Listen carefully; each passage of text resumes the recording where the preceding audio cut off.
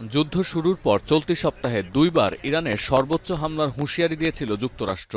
এর জেরেই এবার মার্কিন হামলার লক্ষ্যবস্তু হল পারস্য উপসাগরে অবস্থিত ইরানের গুরুত্বপূর্ণ কৌশলগত ও অর্থনৈতিক দ্বীপ খার্গ। দ্বীপটিতে ভয়াবহ বোমা হামলার পর এই তথ্য জানিয়েছেন খোদ মার্কিন প্রেসিডেন্টই। ট্রুথ সোশ্যালের পোস্টে ট্রাম্প দাবি করেছেন, মধ্যপ্রাচ্যের ইতিহাসে সবচেয়ে বড় বোমা হামলা হয়েছে খার্গে।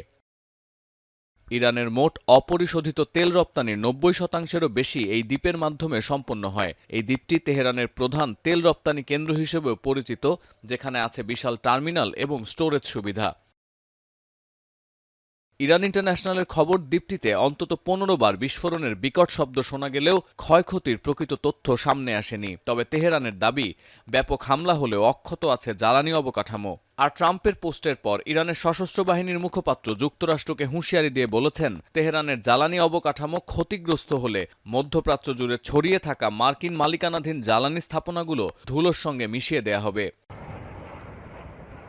এদিকে ২ সপ্তাহ পেরিয়ে গেলেও কমছে না সংঘাতের তীব্রতা। খার্গ ছাড়াও শুক্রবার দিনগত রাতে রাজধানী তেহরানে দফায় দফায় বোমা হামলা করেছে ইসরায়েল ও যুক্তরাষ্ট্রের যৌথ বাহিনী। নতুন রিন গভীর থেকে পরিষ্কার করে কাপড়কে রাখে নতুনের মতো উজ্জ্বল। নতুন রিন অ্যাডভান্সড পাউডার। আরেক ফ্রন্টে হিজবুল্লাহর সঙ্গে যুদ্ধ করছে ইসরায়েলি সেনারা। দক্ষিণ লেবানন ও বৈরুতেও চলছে ইসরায়েলের এয়ার স্ট্রাইক। বৈরুত সফরকালে মধ্যপ্রাচ্য সংঘাত নিয়ে উদ্বেগ জানিয়ে যুদ্ধ থামানোর বার্তা দিয়েছেন জাতিসংঘ মহাসচিব।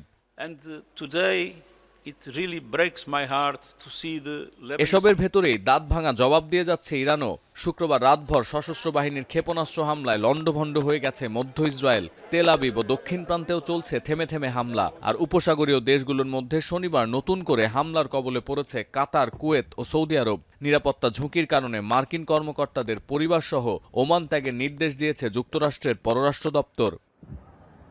সতীর্থ কর্মকার, এখন বিশ্ব।